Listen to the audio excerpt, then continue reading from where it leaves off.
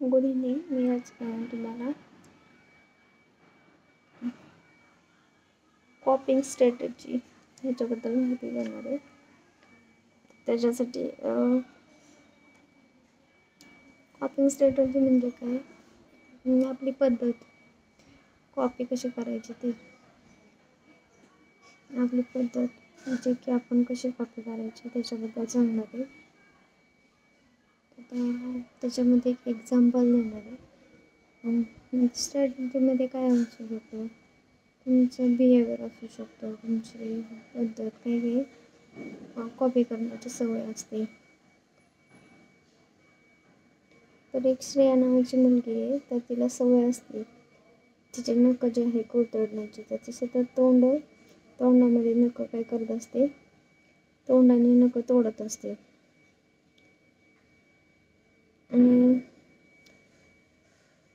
आणि तिला कळत नव्हतं की नेमकं काय म्हणायचं त्याच्या सवयीमुळे. तिला काही विचारलं तर राकेश नावाचा एक मुलगा असतो, त्याला सवय असते की फ्रेंड्सला अवॉइड करायचं आणि नवीन लोकांना भेटायचं. जेव्हा त्याला म्हणजे कधी कधी त्याला असं जेव्हा स्ट्रेस येतो तेव्हा त्याला ती सवय असते की नवीन नवीन लोकांना भेटायचं, त्यांच्यासोबत ओळखी करायचं, म्हणजे त्याला आणखीन चांगलं वाटतं. म्हणजे ह्या दोघांमध्ये म्हणजे पाहिलं तर काय, ह्या श्रेयाला समजत नाही की काय बोलावं पुढं, म्हणून ती काय करते, तोंडामध्ये नखच कुरतडण्याची सवय तिला. आणि राखेची सवय काय, नवीन नवीन लोकांना भेटायचं, त्यात स्ट्रेस घालवण्यासाठी. हे दोन्ही एक्झाम्पल आहेत काय कॉपिंग स्ट्रॅटेजीचेच. म्हणजे ह्या स्ट्रॅटेजी ज्या आहेत त्या काही हेल्दी नाही तर पण कधी कधी ह्या स्ट्रॅटेजी उपयोगी येऊ शकतात. म्हणजे आता हेल्दी आणि युजफुल वे, त्याच्यासाठी तुम्हाला हेल्दी आणि हेल्दी काय कॉपिंग स्ट्रॅटेजीमध्ये ते पाहिजे. हेल्दीमध्ये काय, हेल्दीमध्ये आहे की तुम्ही जेव्हा तुम्हाला स्ट्रेस येतो किंवा जेव्हा तुम्हाला आनंद वाटतो किंवा असे काय काय मुवमेंट असतात जे की फक्त आपण आपल्या म्हणजे जवळच्याच लोकांना शेअर करतो.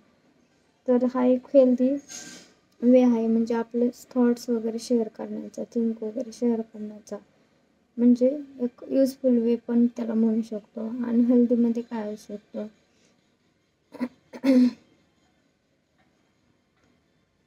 म्हणजे अशा लोकांना अवॉइड करायचं जे की कधीच आपल्याबद्दल पॉझिटिव्ह बोलत नाहीत, किंवा त्यांच्यासाठी आपण किती काही केलं तरी ते सतत आपल्याविषयी म्हणजे चुकाच दाखवून देत असतात. त्यांचं म्हणजे सतत ह्याच्याकडे लक्ष असतं की ह्याला कसं म्हणजे हे करायचं, खालच्या डायरेक्शननं कसं दाखवायचं, म्हणजे ते आपल्याबद्दल कधीच चांगला विचार करू शकत नाही. ते नेहमीच आपण त्यांच्याशी किती चांगलं वागा, ते मराठीमध्ये म्हण आहे ना की ताकात गोळसा तुपात गोळसा, तरी पण त्याची सवय जातच नाही की ह्याला कमी कसं दाखवायचं, म्हणजे बॅकबाईट कसं करायचं, म्हणजे त्याच्याबद्दल नेहमी निगेटिव्ह बोलायचं. हे एक अनहेल्दी आणि युजलेस वे म्हणू शकतो आपण त्याला. आणि एक हेल्दी वेमध्ये तुम्ही एक फिजिकल एक्सरसाइज करू शकता, जो की तुम्हाला म्हणजे तुमची ऑक्सिजन इनटेक करण्याची लेवल पण वाढवून आणि तुम्हाला चांगली फिलिंग पण येईल आणि व्यवस्थित वाटेल पण. आणि हेल्दीमध्ये काय येऊ शकतो, जंक फूड ड्रिंक्स वगैरे खायचं ते तुम्ही अवॉइड केलं पाहिजे. हा अनहेल्दी किंवा युजलेस म्हणजे वे आहे, एक कोर्स केले कॉपिंग स्ट्रॅटर्जी हे करण्याचं. तर ते तुम्ही म्हणजे हे अनहेल्दी वे तुम्हाला कोणतं चूज करायचं, हेल्दी चूज करायचं की अनहेल्दी, हे तुमच्यावर डिपेंड असतं. हेल्दी वे काय आहे, तुम्ही स्वतःला गुंतवून ठेवा तुमच्या हॅपी ॲक्टिव्हिटीमध्ये, जसं की आर्ट्स, स्पोर्ट्स, काही तुमच्या कला असतील ते तुम्ही म्हणजे थोडंसं तुम्हाला ज्या गोष्टींना छान वाटतं त्या गोष्टी तुम्ही थोडंसं जोपासायला सुरुवात करा. नंतर अनहेल्दी कधी वाटतं तुम्हाला? जेव्हा तुम्ही म्हणजे वेगळे झालेला असतात तुमच्या म्हणजे एखाद्या काय म्हणतो आपण, त्याच्यावर आपण प्रेम करतो अशा माणसापासून. मग ते एक मुलगा असो, मुलगी असो, आई वडील असो, मावशी असो, कोणी पण असू शकतो, ज्यांच्याशी तुम्हाला बोलल्यानंतर खूप चांगलं वाटतं, पण तुम्ही त्यांच्यासोबत पासून वेगळे झालेले खूप दिवसापासून, तर तो एक अनहेल्दी वे किंवा युजलेस वे म्हणजे. तर तुम्हाला त्याच्यावर म्हणजे हेल्दी वे काय करू शकता तुम्ही, तुमची ॲक्टिव्हिटी किंवा स्पोर्ट्स ह्याच्यामध्ये तुम्ही तुमचं मन त्यांनी पण तुम्हाला छान वाटेल.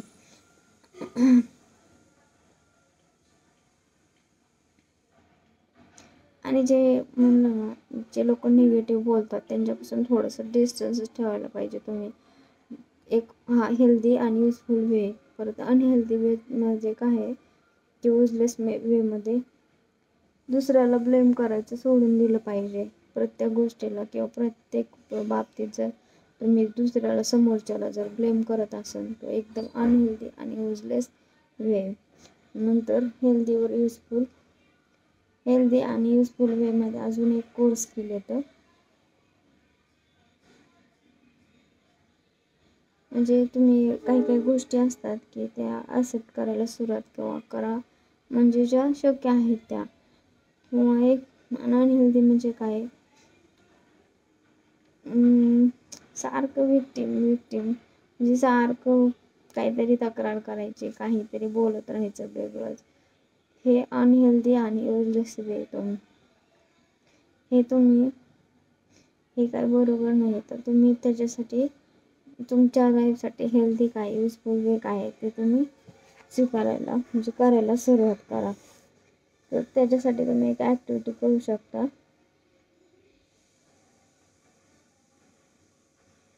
म्हणजे तुम्ही स्वतः ऑब्झर्व करा किंवा तुमच्यासोबत काही घडलेलं असेल तर तशी पण सिच्युएशन आहे की त्यांचं बिहेवियर एकदम स्ट्रेसफुल सिच्युएशनमध्ये होतं तुमच्याबद्दल, किंवा दरवेळेसच असतं, अशी पण सिच्युएशन असू शकते.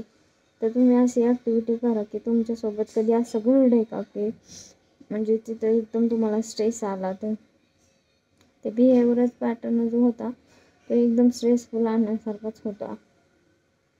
अशा 3 वेगवेगळ्या सिच्युएशन तुम्ही पुढे ठेवू शकता. नंतर हेल्दी कॉपिंग स्ट्रॅटेजीमध्ये तुम्हाला कधी म्हणजे हेल्दी वाटत होतं, अशी पण सिच्युएशन असू शकते की तुम्हाला म्हणजे जेव्हा कॉपिंग स्ट्रॅटेजीमध्ये एखादी गोष्ट केली तुम्ही, ते केल्यानंतर तुम्हाला खूप म्हणजे हेल्दी असल्यासारखं वाटलं, अनहेल्दी अजिबात वाटलं नाही. म्हणजे ते केल्यानंतर खूप असं आपण म्हणतो ना, आपल्या शरीरामध्ये ऑक्सिजन आलं तर आपल्याला कसं चांगलं वाटतं, तसंच वाटलं एकदम. मिरर चेकमध्ये काय करू शकतो आपण,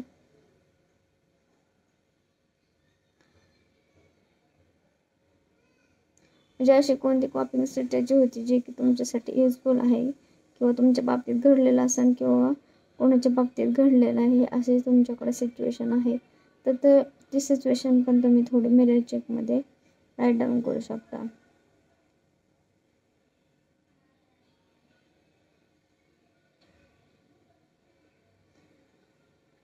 किंवा तुम्ही असा कोणता पॅटर्न होता, बिहेवियर पॅटर्न, ज्याच्यामध्ये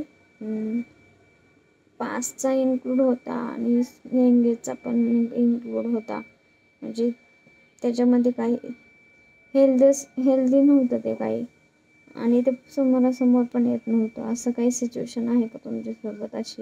अशी पण राईट डाऊन करू शकता. किंवा कोणासोबत घडली आहे का, तुमच्या मित्र-मैत्रिणी, तुमच्या फॅमिलीमध्ये, तर अशी सिच्युएशन पण तुम्ही ह्याच्यामध्ये राईट डाऊन करू शकता. थँक्यू.